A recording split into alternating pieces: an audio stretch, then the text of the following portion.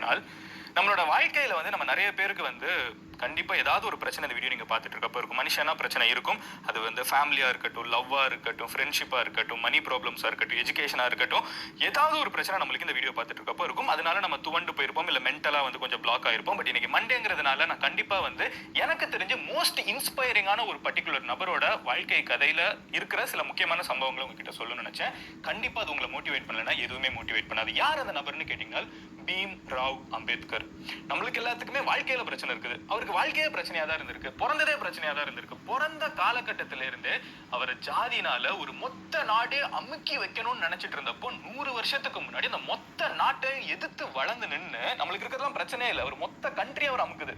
பல ஆயிரம் வருஷமா ஃபாலோ பண்ணப்பட்ட மூட நம்பிக்கைகளை அவர் அமுக்குது. அத்தனையும் மீறி ஒரு மனுஷன் தன்னோட வாழ்நாள் ஃபுல்லா எந்திரிச்சு நின்று இன்னைக்கு நம்ம ஃபாலோ பண்ற கான்ஸ்டிடியூஷன்ல இருந்து, இன்னைக்கு நம்ம கிட்ட இருக்கிற சட்ட புத்தகத்தில இருந்து, இன்னைக்கு நம்ம எல்லாருமே கிரிப்டோல இருந்து என்னெல்லாமோ பேசுறோமே, அதுக்கு பேஸா இருக்கிற ரூபா நோட்ல இருந்து அத்தனைக்குமே விதை போட்ட ஒரு நபரா இருக்கிறது தான் அம்பேத்கர். அவரோட வாழ்க்கையில அவரோட அட்வர்சரிஸ் எல்லாம் எப்படி ஃபேஸ் பண்ணி வளர்ந்திருக்காரு, எவ்வளவு தூரம் வளர்ந்திருக்காருங்கிறத நான் உங்ககிட்ட சொல்லி முடிக்க போறேன். இந்த வீடியோ முடிகிறப்போ உங்களுக்கு என்ன மனுஷன்டா அவரு, நம்மளோட வாழ்க்கையில இருக்கிறதா ஒரு பிரச்சனையே இல்லை, நாளைக்கு காலையில நான் இன்னும் கெத்தா எந்திரிச்சு போய் சண்டை போடுறேன்டா அப்படின்னு உங்களுக்கு தோணும். வாங்க ஒவ்வொன்னா பார்க்க ஆரம்பிப்போம். ஒருத்தன் இந்த இடத்துல இருந்து அந்த இடத்துக்கு போயிட்டான் அப்படின்னு ஒரு விஷயம் நம்ம கேள்விப்படுவோம். கரெக்டா? எப்படி இருந்தா இப்படி ஆயிட்டேனே அப்படின்னு சொல்லுவாங்கல்ல, அந்த மாதிரி எப்படி இருந்தா பீம் ராவ் அப்படிங்கிற ஒரு பையன் வந்து இந்தியாவுல இருக்கிற ரிசர்வ் பேங்க்ல இருந்து, இந்தியால இருக்கிற அரசியல் சட்டத்தில இருந்து, இந்தியால இருக்கிற கான்ஸ்டிடியூஷன் வரைக்கும் எல்லாத்துக்குமே வந்து ஒரு ஃபாதரா கன்சிடர் பண்ணப்படக்கூடிய அம்பேத்கரா மாறினது எப்படி, அந்த கதையை தான் உங்ககிட்ட சொல்ல போறேன். மொத்த கதையை சொல்ல முடியலனாலும் சில மோட்டிவேஷனலான சில சம்பவங்கள் அம்பேத்கரோட வாழ்க்கையில நடந்திருக்கு. முதல் விஷயம் என்னன்னு பாத்தீங்கன்னா, இந்த பீம்ராவ் பத்தி நம்ம பீம் ராவ் அப்படிங்கறதா வந்து அவரோட உண்மையான ஒரு பர்டிகுலர் பெயர். ஓகேவா? தாழ்த்தப்பட்ட சமுதாயத்துல பறக்கிறாரு. இப்போ 100 வருஷத்துக்கு முன்னாடி பீம்ராவ் ஃபேஸ் பண்ண பிரச்சனைகள் எப்படி இருக்குன்னு யோசிச்சு பாருங்க. ஒரு சின்ன எக்ஸாம்பிளுக்கு சொல்லணும்னா, நம்ம எல்லாருமே ஸ்கூலுக்கு போறப்போ எப்படி போவோம்? நம்ம தானே கேள்வி இது. நம்ம வந்து text book, pen, paper, note, pencil இதெல்லாம் எடுத்துட்டு போவோம் அப்படின்னா ட்ரூ. சாக்கு பை தேவைப்படுமா? திடீர்னு என்னமோ சம்மந்தமே இல்லாம பேசுறேன்னு கேட்டீங்கன்னா, 100 வருஷத்துக்கு முன்னாடி பீம்ராவ் அப்படிங்கிற இந்த ஒரு பையன் வந்து ஸ்கூலுக்கு போக ஆரம்பிச்ச காலகட்டத்துல அவன் வந்து ஸ்லேட்டு பென்சில் அது கூடவே சேர்ந்து ஒரு சாக்கு பையும் கொண்டு போகணும். அந்த சாக்கு பை எதுக்குன்னு பாத்தீங்கன்னா, பீம்ராவ் அப்படிங்கிற இந்த ஒரு பையன் வந்து அம்பேத்கர், அதுக்கப்புறம் இந்த பீம்ராவ் அப்படிங்கிற ஒரு பையன் வந்து ஸ்கூல்ல கிளாஸ் ரூம்ல எல்லாரும் உள்ள உட்கார்ந்துட்டு இருந்தாலும் தாழ்த்தப்பட்ட சமுதாயத்திலிருந்து வந்திருக்காங்கிற ஒரே காரணத்துக்காக பீம்ராவ் வந்து கிளாஸ்க்குள்ள உட்கார விட மாட்டாங்க, கிளாஸ்க்கு வெளியே உட்காரணுமா. அந்த காரிடார்ல உட்கார்ந்துட்டு இருக்கப்பவும் வந்து அந்த சாக்கு பைய போட்டுட்டு தான் வந்து அந்த காரிடார்ல உட்காரணுமா. காரணம் என்னன்னு கேட்டீங்கன்னா, பீம்ராவோட உடல், பீம்ராவோட தோல், கால் இதெல்லாம் வந்து இந்த மண்ணுல பட்டுருச்சுன்னா அந்த ஸ்கூலே தீட்டு வந்துருங்கிற காரணத்துக்காக. அந்த ஸ்கூலே வந்து தீட்டுங்கிற கான்செப்ட் நிறைய பேருக்கு புரிஞ்சிருக்காது. இப்ப நம்ம ஊர்ல வந்து ஒரு சின்ன எக்ஸாம்பிள் சொல்றேன்.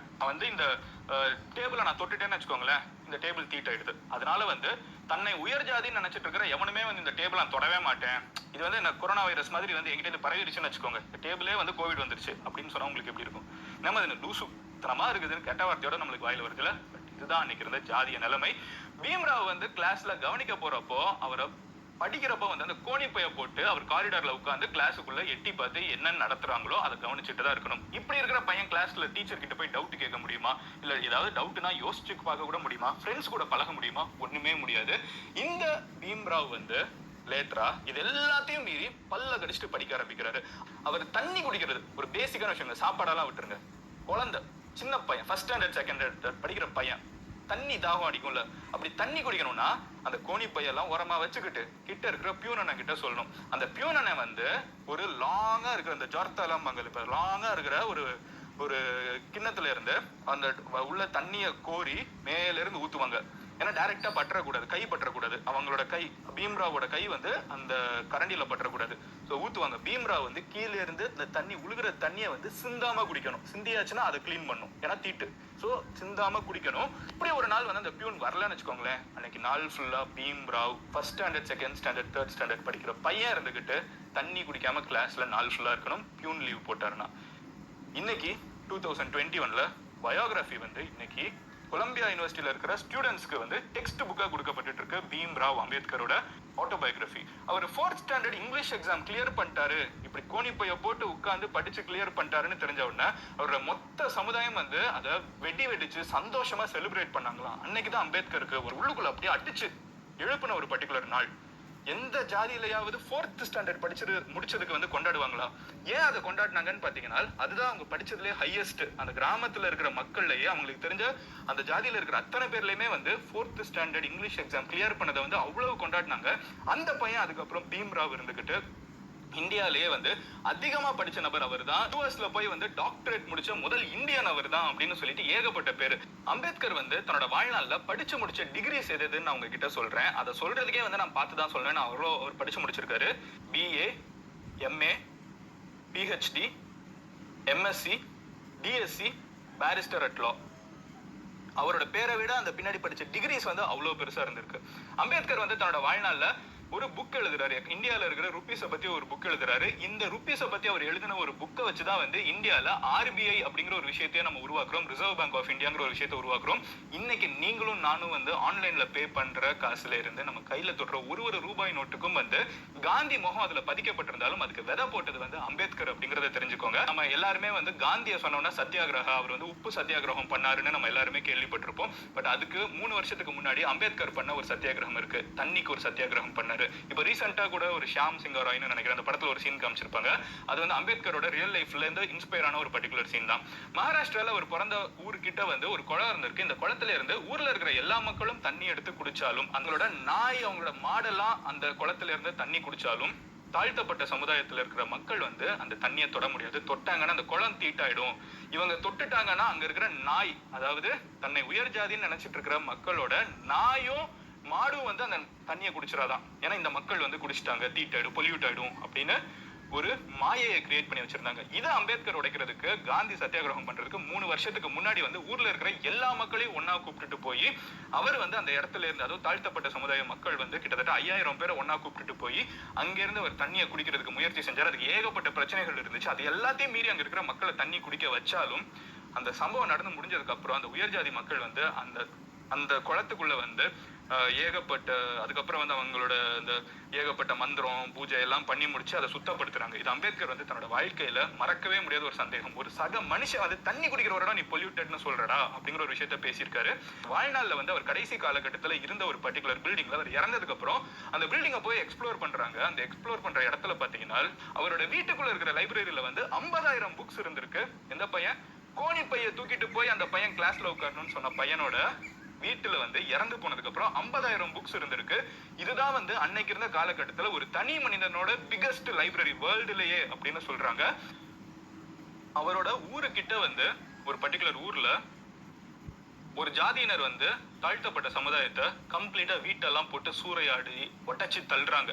அதுக்கு காரணம் என்னன்னு பாத்தீங்கன்னா, அந்த தாழ்த்தப்பட்ட சமுதாயத்துல இருந்த மக்கள் வந்து 1936 நினைக்கிறேன், அப்போ அங்க இருக்கிற மக்கள் வந்து அவங்க வீட்டுல நடந்த ஒரு இல்ல விழால, வீட்டுல நடந்த ஏதோ ஒரு பர்டிகுலர் ஃபங்க்ஷன்ல நெய்யை யூஸ் பண்ணிருக்காங்கிறதுக்காக அந்த நெய் வந்து மாடுகிட்டே வந்திருக்கு. மாடு புனிதமானது, அந்த மாட்டுல இருக்கிற நெய்யை நீங்க எப்படிடா சாப்பிடலாம் அப்படின்னு சொல்லிட்டு அடிச்சு அந்த வீடுகள் எல்லாம் தரமட்டமாக்குனாங்க. அதுக்கு அம்பேத்கர் சொன்ன ஒரு விஷயம், இந்த மனுஷனை சக மனுஷனா சாப்பிடுற சாப்பாட்டுல கூட இவ்வளவு பாகுபாடு பாக்குறீங்களே, நீங்க எல்லாம் என்ன மனுஷங்கடான்னு கேட்டாரு. தன்னோட வாழ்நாள்ல இருக்கிறதுல அதிகமா தண்டிக்கப்பட்டு இருந்த ஒரு பிரச்சனை, அந்த ஜாதி கொடுமைங்கிறத வந்து ரியலைஸே பண்ணாம அத்தனை இது நம்ம ஊர்ல அந்த காலகட்டத்துல இருந்திருக்கு. அது எல்லாத்தையுமே உடைச்சு மேல வந்து நின்ன ஒரு பர்டிகுலர் நபர். ஒரு சின்ன எக்ஸாம்பிள் சொல்லணும்னா, இன்னமும் நம்ம ஊர்ல நிறைய ஜாதி பிரச்சனைகள்லாம் இருந்துட்டு இருக்குது. 2022ல காஸ்ட் எல்லாம் நம்மளுக்கு சம்பந்தமே இல்ல, அம்பேத்கர் நம்மளுக்கு ரெலவென்ட் இல்லைன்னு நினைக்கிறவங்களுக்கு ஒரே ஒரு சின்ன எக்ஸாம்பிள் மட்டும் சொல்லிட்டு முடிக்கிறேன். என்னதான் மண்டே மோட்டிவேஷனா இருந்தாலும் இதையும் நான் சொல்லணும்னு நினைக்கிறேன். காஸ்ட் அப்படிங்கிற ஒரு விஷயம் வந்து நம்மளோட ரத்தத்திலேயே தெரிஞ்சோ தெரியாமலோ நம்மளோட பழக்கத்திலேயே வந்து ஊற்றி வளர்க்கப்பட்டு இருக்குது. நம்ம டிஸ்கிரிமினேட் பண்ணப்படுறோன்னே தெரியாத அளவுக்கு நம்ம எல்லாருமே டிஸ்கிரிமினேட் பண்ணப்பட்டு இருக்கோம். ஒரு சின்ன எக்ஸாம்பிள் சொல்லணும்னா, நம்ம எல்லாரோட ஊர்லயுமே வந்து ஒரு பெரிய கோவில் இருக்கும், கரெக்டா? அந்த கோவில் வந்து அந்த ஊர்ல பல வருஷமா இருந்துட்டு இருக்கும். நீங்க யோசிச்சு பாருங்க, அந்த கோவிலுக்கு நம்ம சின்ன வயசுல இருந்து போயிருப்போம், லைன்ல நின்று சாமி கும்பிடுவோம். நம்ம வந்து தெரியாம கூட உள்ள போயிடக்கூடாதுங்கிறதுக்காக நம்மள கம்பியெல்லாம் போட்டு நிறுத்தி வச்சிருப்பாங்க. ஆனா நம்ம வாழ்நாள்ல என்னைக்காவது உள்ளுக்குள்ள போய் அந்த சாமியை தொட முடியுமா? நம்ம கும்பிடுற நம்மளுக்கு பிடிச்ச சாமியவே தொட முடியாம இங்க தடுத்து நிறுத்துறது ஜாதி பிரச்சனை தான். அந்த அளவுக்கு இன்கிரைன் ஆனது 2022லயே நம்ம ஆமா இல்லன்னு உங்களுக்கு ரியலைசேஷன் வரும். நீங்க எவ்வளவுதான் முயற்சி செஞ்சீங்கனாலும், நீங்க எவ்வளவுதான் படிச்சீங்கனாலும் உங்க ஊர்ல இருக்கிற அந்த பெரிய பழமையான கோவில்ல நீங்க போய் சாமியை தொடவே முடியாது. இது 2022ல இருக்கிற ஜாதி பிரச்சனை. அப்போ 100 வருஷத்துக்கு முன்னாடி அந்த மனுஷன் வாழ்ந்தப்போ எவ்வளவு ஜாதி பிரச்சனை இருந்திருக்கும்னு யோசிச்சு பாருங்க. அதெல்லாம் மீறி அவர் அங்க போய் நின்று இருக்காருனால், இவ்வளவு விஷயத்த நம்மளுக்கு கொடுத்துட்டு போயிருக்காருனால், நம்ம இன்னைக்கு நம்ம முன்னாடி இருக்கிறது பிரச்சனையே இல்லை. நம்ம எதனாலும் செய்யலாங்கிறது மட்டும் ஞாபகம் வச்சுக்கோங்க. நாளைக்கு நான் உங்களுக்கு ஒரு வீடியோல 11 மாசம் 11 நாட்கள் இடைவிடாது எழுதி முடித்து ஒரு நாடாளுமன்றத்தினுடைய வாசல்ல அவர் வந்து நிற்கிறார். இப்போது அவர் கையில் புத்தக பையும் இல்லை, கோணி பையும் இல்லை. மாறாக உலகத்திலேயே அதிகமான பக்கங்கள் கொண்ட, 300க்கும் அதிகமான பிரிவுகள் கொண்ட, 7000த்திற்கும் அதிகமான திருத்தங்கள் சார்ந்த பதில்களை கொண்ட மாபெரும் ஆவணமான இந்திய அரசியலமைப்பு சட்ட புத்தகம் இருக்கிறது. எங்க இருந்து ஸ்டார்ட் பண்ணி எங்க வந்திருக்கிறாரு? இன்னைக்கு படிக்கிற நிறைய பசங்க, எனக்கு கம்ப்யூட்டர்ல என்கிட்ட காசு இல்லை, என்கிட்ட லேப் இல்லை, எனக்கு டியூஷன் போக வசதி இல்லைன்னு புலம்புறாங்க. அவர் படிக்கும்போது அவருக்கான மரியாதையே இல்லை, அவருக்கான வாழ்க்கையே இல்லை. ஆனா அவர் அதையெல்லாம் தாண்டி தனது வாழ்நாள் முழுக்க ஒரு விஷயத்துக்காக முதலீடு செய்து அதை ஒரு புத்தகமா மாற்றி அந்த நாடாளுமன்ற வாசல்ல நிற்கிறாரு. அப்படிப்பட்ட ஒரு மனிதனினுடைய சிலை உங்கள் கண் முன்னால் தோன்றினால் நீங்க அதை உடைப்பீங்களா, இல்ல கையெடுத்து கும்பிடுவீங்களா? நீங்களே முடிவு செய்யுங்க. நல்லதே நடக்கட்டும், நலமே சொல்லட்டும். நன்றி தமிழ்.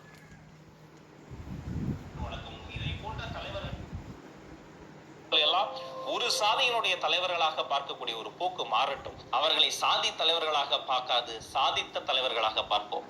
தமிழ் வணக்கம்.